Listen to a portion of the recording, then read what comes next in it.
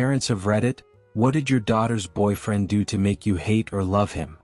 Story 1. The diesel smoking truck incident. My ex's dad had a massive truck from the 90s. He used to blow thick clouds of black diesel smoke at every car behind him, leaving a trail wherever he went. One day in front of my girlfriend he mocked my gas-powered truck, saying it couldn't roll coal like his. I simply asked, "Why is that cool?" He was caught off guard, giving me an angry look but stumbling over his words, unable to respond without sounding foolish. Eventually he mumbled something about me being jealous. I listed every downside of modifying a truck like that: torque loss, poor fuel efficiency, everything I could think of, ending with how I found it tacky and immature. With his daughter holding my arm, he was clearly shaken and had no comeback. He never spoke to me again. I attended barbecues, weddings, and church with him, but he gave me the silent treatment. 6 months later he bought a Jeep. Story 2. The screwdriver mishap. As a kid, I never learned to fix things or use tools at home. Thanks, Dad. Once, my girlfriend's father was repairing a washing machine and offered me a chance to help to prove myself. He tasked me with keeping track of screws and tools. A few minutes in, he asked for a Phillips screwdriver. I had no idea what that meant and didn't want to seem useless, so I started checking labels on every screwdriver, hoping to find one marked Phillips. He leaned over, grabbed it himself, and gave me a look. I think he lost respect for me that day. Story 3. The boyfriend who understood her depression. My daughter has depression and has always been the black sheep of the family, closer to me than her mom. She prefers lounging and listening to metal over going out with her sisters and hiking over shopping. Her quirks, likely tied to her depression, can be hard to manage, and she needs a special kind of person to handle them. Then came this guy with a scruffy beard and long hair. Talking to him feels like debating Plato, but his grades were mediocre and his work ethic seemed lacking. I thought he was destined to fail in life. But my daughter isn't foolish, so I paid attention. It soon became clear why she chose him. He gets her, almost supernaturally. On her worst depression days he can make her laugh.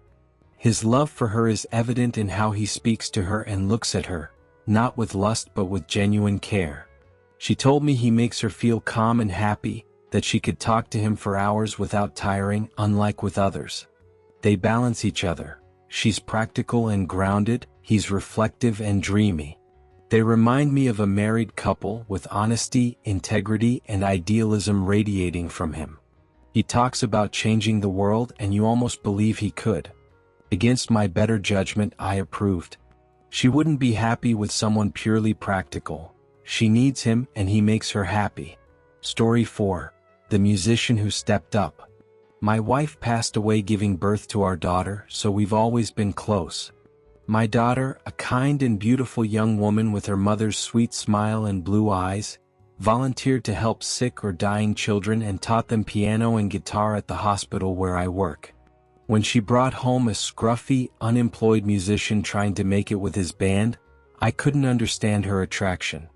A year into their relationship, she got pregnant. My heart sank. Not because I didn't want a grandchild, but because it was unplanned and she was too kind to consider alternatives. Her boyfriend came to me one night with a bottle of whiskey, asking to talk. He admitted he was scared about fatherhood but was saving money and looking for work. He knew he wasn't good enough for her but loved her deeply and wanted to support her, even if it meant giving up his music dreams. We got drunk, bonded, and I saw he was a warm, genuine guy who wanted the best for her.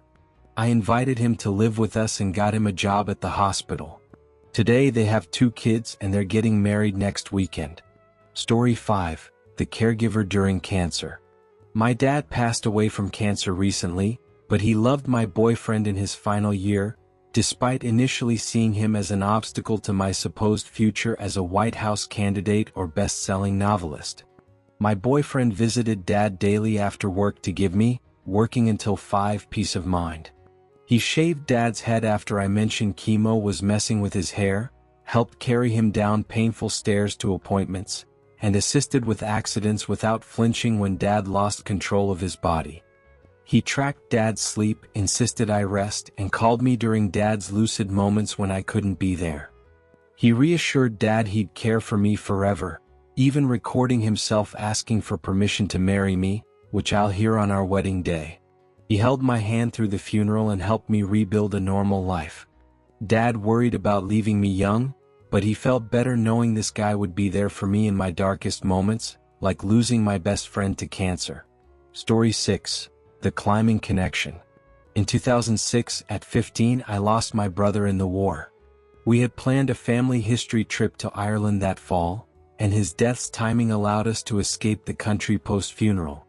In Ireland, grieving, I distanced myself, often climbing things: Moher cliffs, castle ruins, anything high.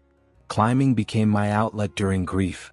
Back home, I went backpacking in Colorado, scaling a sheer cliff face without gear. I loved it and kept climbing whenever I could. 2 years later, in a new relationship, my girlfriend warned me her dad's boyfriend test would be tough, disguised as a dinner invitation. I arrived early and he led us to a room with climbing gear. Behind a door was a home climbing gym with a padded floor and walls covered in holds and routes. I lit up, climbing like Spider-Man, thrilled. Despite being an overweight, non-athletic guy, I loved it and kept up. He gave tips and we bonded. Exhausted, my girlfriend and I collapsed on the padded floor, aching but happy. Story 7. The Redneck Banter. 7 years ago, I dated a girl from a stereotypically redneck family in Georgia. Trailer, Harley, rebel flag, gun case. Her dad and his even more redneck brother spent the night roasting me to test my reaction. I fired back and we traded insults for 5 hours. Before I left, he said, "I like you, kid. Pick a gun from that case, 'cause that's the one I'll use if you screw up." 3 weeks later, for his birthday, I gave him a pink gift bag with a Dacia airsoft pistol, pellets, and a note saying, "The sun's here." He lit up, spent the day shooting his nephew, and kept inviting me over even after we broke up, paying me to hang out and learn trades like hardwood flooring. Story 8. The Protective Brother Act. My youngest son has congenital myopathy, making him weak.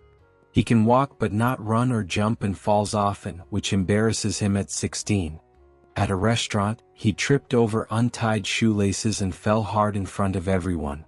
My daughter's boyfriend instantly lay beside him asking, "How's it going down here?" to ease his embarrassment. He's always treated my son like a little brother, and that selfless act made me love him like a son. Story 9. The Whiskey and Family Guy. My father-in-law was great from the start, noticing my genuine interest in his daughter and her family, unlike her mediocre exes. He's 6 feet 5 inches and told me, "I've got 5 acres, a shotgun, and a shovel." It scared off her last boyfriend, but I laughed, seeing myself in his goofy yet serious vibe. We bonded over hating golf, disliking TV sports, and loving cheap whiskey. I often helped him out or hung out. When I proposed to my wife, he got me drunk in his backyard, reminding me of the shotgun and shovel, saying divorce wasn't an option. I said I wanted to join the whole family, not just her. 5 years married with a 1-year-old daughter, life is great. Story 10. The Grill Master. When I met my wife's parents, I brought her mom flowers and her dad 2 bone and ribeye steaks, knowing he loved grilling. He handed me the tongs, challenging me to cook them on his decade-old rusty Midwestern grill. I sweated, moving the steaks to get them perfect, and they came out flawless. His friend praised him, but he corrected, "He cooked them. I'm the only other person to touch his grill." 3 years later, we're still tight. Story 11. The Misunderstood Roses. I brought pink roses, my girlfriend's favorite, to be a good boyfriend. She loved them, placed them in a vase, and we went on our date. I dropped her off early to build trust, but her dad was ice cold. Later, she explained, her mom saw the roses, assumed they were from him, and was thrilled since he rarely did romantic gestures. When he got home, she thanked him, sparking a fight when he said they weren't his. I accidentally ruined his night and got sidelined. Story 12. The Unimpressed Father-in-Law. My girlfriend's dad hates me mainly for existing. He and his wife follow a strict Christian faith that forced their son into a miserable marriage after an unplanned pregnancy to save their church reputation. I'm not religious, neither is my girlfriend because of them. When we met, I was a long-haired, tattooed, nose-pierced ska band member, smoking weed and playing disc golf.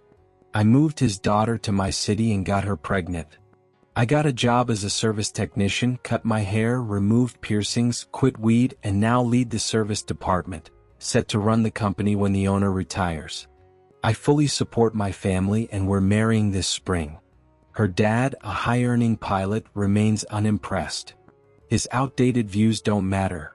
I love my fiancé and daughter more than anything. Story 13. The Flood Hero. A month before our wedding, my parents' basement flooded when a sump pump failed, threatening expensive belongings, my grandma's furniture, and my stuff between apartments. My dad panicked, but my fiancé stayed calm, directing my mom to find a 24/7 plumber and me to move items to dry areas. He used scrap wood to elevate valuables.